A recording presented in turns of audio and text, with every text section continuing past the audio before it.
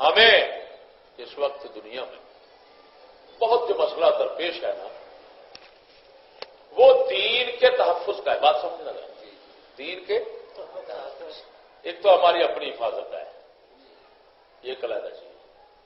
ایک دین کی حفاظت, مسلمان کی حفاظت اور دین کی حفاظت. پہلے شریعت کی حفاظت ہے, بعد میں مسلمان کی حفاظت ہے. شریعت محفوظ رہے گی تو مسلمان محفوظ رہے گا, شریعت نہ رہی تو پتہ ایسے ہے یا نہیں ہے. سید ابو البرکات جو تھے نا لاہور جامعہ حزب الاحناف والے, سید ابو البرکات رحمہ اللہ, انہوں نے بڑی اچھی بات لکھی. جب انہوں نے مسٹر جناح کے خلاف فتویٰ دیا تھا تکفیر کا, تو کسی نے کہا حضرت اس سے تو کوئی بچے گا نہیں.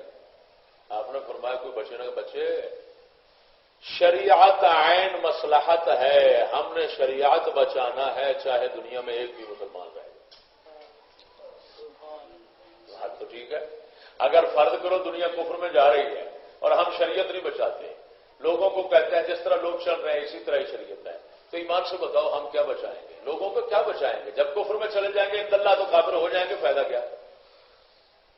اگر ہم بچاتے بھی رہیں تو ہم اپنا بیڑا غرق کریں گے. یہ تو وہی بات ہے بھائی تم کافر نہ کہو. ارے بھائی نہیں کہتے ہم, جس کو کافر نہ کہیں گے کیا, جب کفر کرے گا تو خدا سے بچ جائے گا کیا؟ مسلمان یار بچائیں گے تو کون بچائیں گے, کس کو بچائیں گے؟ سمجھ آئی کہ نہیں ہے؟ تو میرے بھائی بات یہ ہے کہ دین کا تحفظ کا مطلب یہ ہے کہ دین کا بڑا جز عقیدہ ہے. بڑا جز کیا ہے؟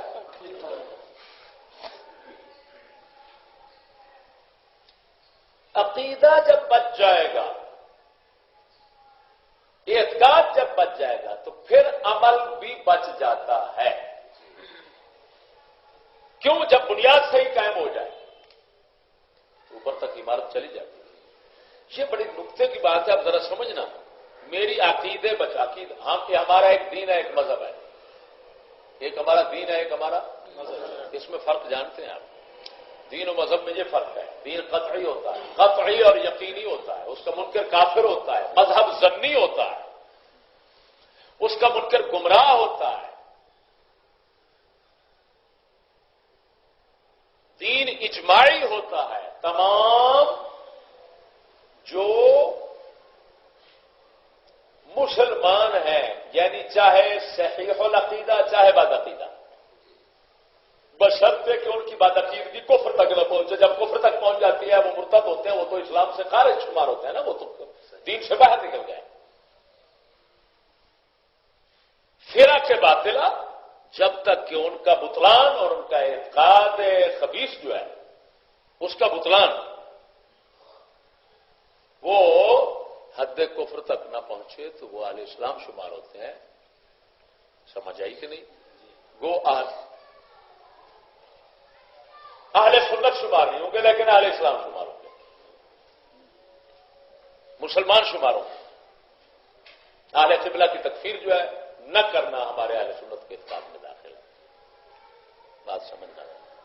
اہل قبلہ سے مراد یعنی ضروریات دین کو ماننے والے, ضروریات ماننے والے. علم کلام کی اصطلاح اس کا یہی معنی ہے کہ دین کو نہ ماننے جو مکمل ماننے والے لوگ ہوتے ہیں نا, ہاں جی, وہ ہوتے ہیں ضروریات دین کے جو ماننے والے ہوتے ہیں تو وہ مسلمان قرار پاتے ہیں. جو ضروریات دین میں سے کسی ایک چیز کے منکر ہوں وہ کافر مرتد ہو جاتے ہیں, وہ اہل قبلہ نہیں رہتے, وہ خارج ہو جاتے ہیں. وہ مسلمان اسلام کے دائرے سے خارج ہو گئے. ایک ہو گیا مذہب اہل سنت. مذہب ہوتا ہے اختلافی ہوتا ہے, وہ اجماعی ہوتا ہے, وہ سب مانتے ہیں اس کو. مثلا جو اصول ستہ ہے عقائد کے, آمن تو یہ ایمان تفصیلی ایمان مفصل جس کو کہتے ہیں, آمن تو باللہ کما آمن تو باللہ ملائکۃ کتبہ ورسلہ ہے نا, اس کے اندر یہ سب چیزیں ماننے والے. سمجھ آئی کہ نہیں؟ اور دین میں سے کسی چیز کا, ضروریات دین میں سے کسی کا انکار نہ کرنے والے,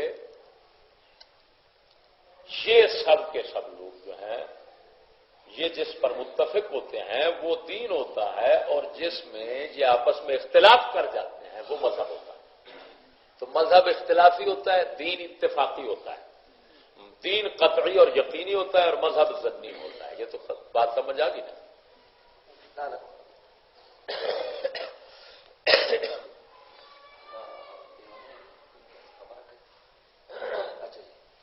سمجھ آئی نا.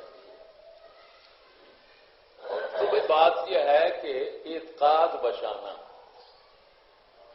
یہ بڑا مسئلہ ہے.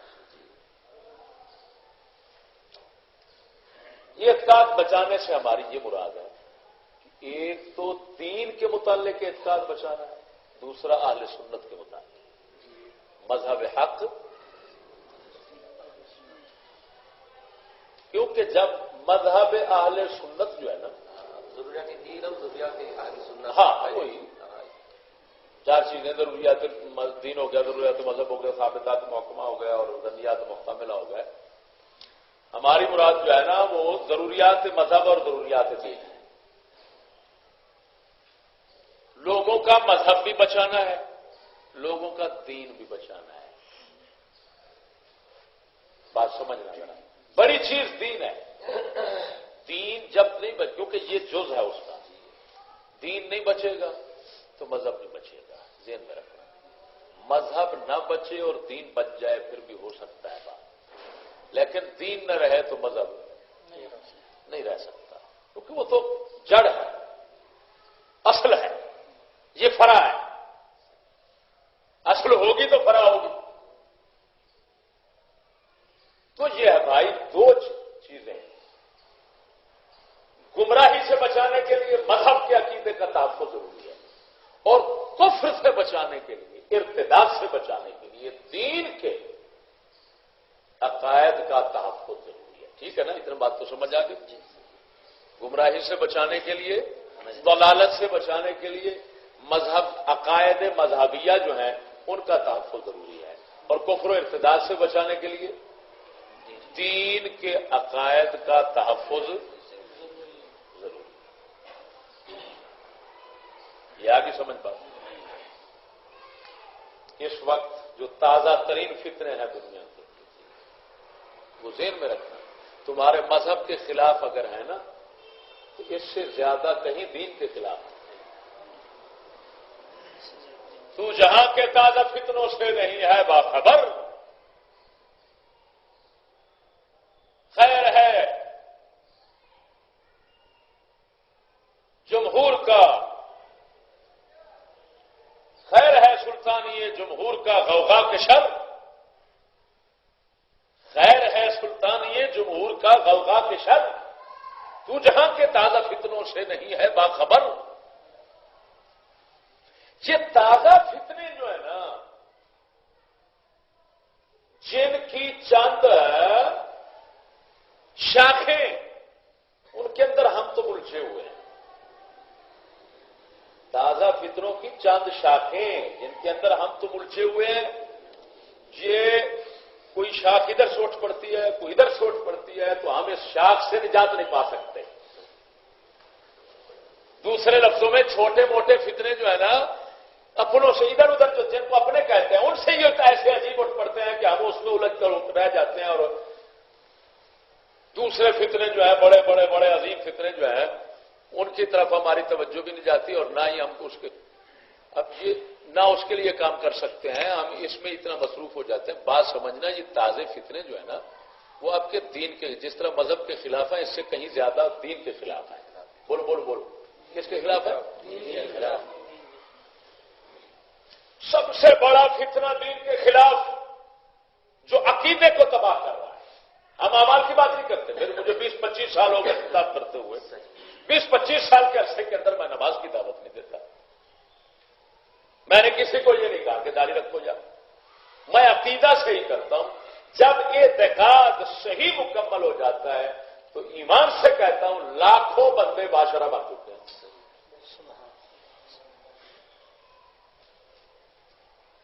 ہزاروں کی بات نہیں کرتا, لاکھوں بندے باشرہ بن گئے اور شریعت پر عمل حتی الوسع انہوں نے کر لیا. ماحول کی رکاوٹوں کی وجہ سے, نظام کے اس منحوس نظام کے لادین نظام کے رکاوٹوں کی وجہ سے اگر وہ دین کے کسی حصے پر عمل نہیں کر پا رہا ہے تو اور بات ہے، جتنا وہ کر سکتے ہیں وہ کر چکے ہیں. سمجھ آئی نا؟ اسی وجہ سے ہمارے اقبال کہتے ہیں فکر بے نور تیرا، بات کو سمجھنا تھا ذرا، فکر بے نور تیرا جذب عمل بے بنیاد، بہت مشکل ہے کہ شب روشن ہو شب تار حیات.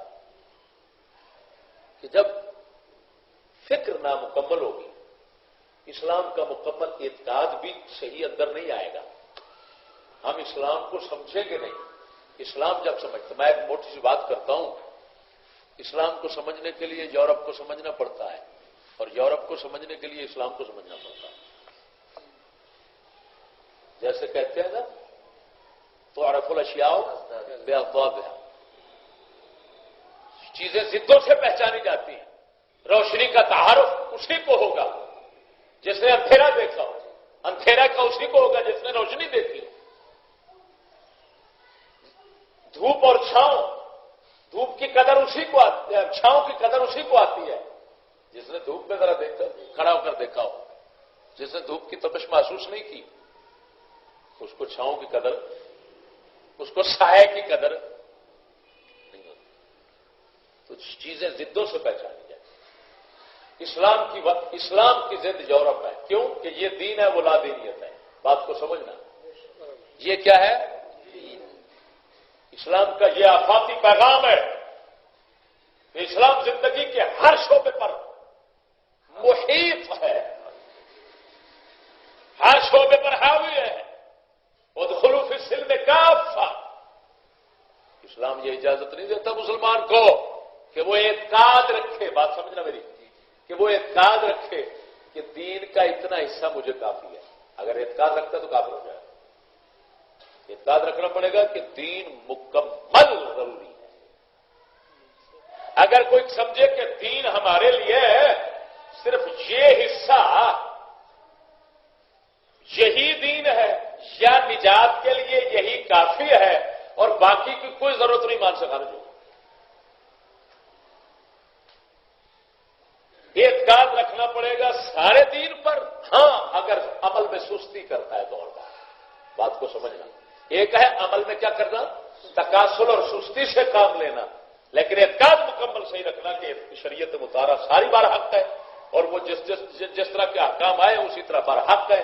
اگر وہ سمجھتا ہے کہ نہیں جی ہمارے لیے بس اتنا ہے، یہ ہے وہ ہے فلان، تھوڑا بہت کر لیں بس یہی کافی ہے اور دین جو ہے وہ غیر ضروری ہے فلان یہ ہے وہ، اور یہ کہا کہ جناب جی زندگی کے معاملات میں دین کی کوئی ضرورت حاجت نہیں ہے، بہرحال دین سارا جو ہے وہ، اگر ایسی باتیں کرتا ہے تو ایمان سے پانے گا. بات سمجھنا ذرا، ٹھیک ہے نا؟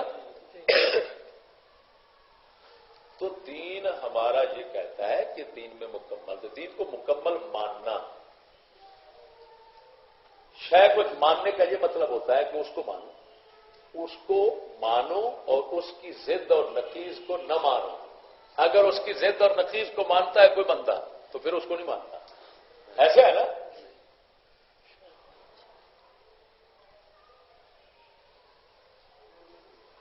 یہ موبائل ہے، اس کا ہونا، اس کا نہ ہونا، اس کی ضد،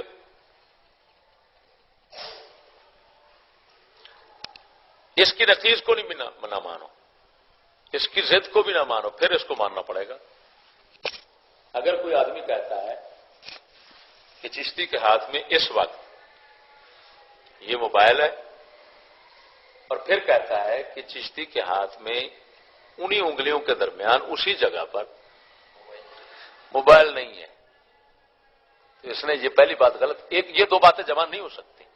اور اگر کہ یہ کہے کہ اس کے ہاتھ میں بندر ہے موبائل کی جگہ، پھر کہتا ہے موبائل بھی ہے اور موبائل کی جگہ بندر بھی ہے، یہ ممکن ہے؟ جب موبائل ہے تو بندر نہیں ہے، بندر ہے تو موبائل نہیں ہے. یورپ کا جو نظام ہے، یورپ کی جو تعلیم ہے، یورپ کے جو نظریات ہیں وہ اسلام کے متخاطب ہیں، وہ لا دین ہے. وہ کہتے ہیں دین کا دنیا کے ساتھ تعلق نہیں ہے. یورپ سے تازہ فتنے جو اٹھے ہیں، جن کو اقبال کہہ رہے ہیں تو جہاں کے تازہ فتنوں سے نہیں ہے باخبر، وہ تازہ فتنوں میں سے ایک فتنہ یہ ہے سب سے بڑا کہ وہ لعین کہتے ہیں یہ نہیں کہتے کہ دین اسلام ہے ہی نہیں نا، وہ کہتے ہیں اسلام ہے لیکن دو قسم کا ہے. بات سمجھنا ہے، اسلام ہے لیکن ایک ہے مکمل اور ایک ہے مخفف. آپ تخفیف کا باب جانتے ہوں کہ صرف کی کتابوں میں آتا ہے قال، دراصل قاولا تھا تو واؤ ثقیل گزری، ثقیل لگی، انہوں نے واؤ الف سے تبدیل کر دیا تو کیا بن گیا؟ کالا بن گیا. یہ تخفیف ہوتی ہے، ہلکا بوجھ ہلکا کرنے کے لیے تبدیلی کر دینا لفظوں میں، یہ تخفیف ہے. اور جو لفظ ایسا کر لیا جاتا ہے جس کو، وہ مخفف بن جاتا ہے. جیسے کہتے ہیں جی بدھ بھوت کا مخفف ہے، کالا جو ہے وہ قاوالا کا مخفف ہے. یہ انگلش میں بھی تخفیف چلتی ہے، کہتے ہیں پی سی او. اب حالانکہ وہ ہے تو پبلک کال آفس، کہتے کیا ہے؟ پی سی او. تخفیف چل رہی ہے. تو یورپ والوں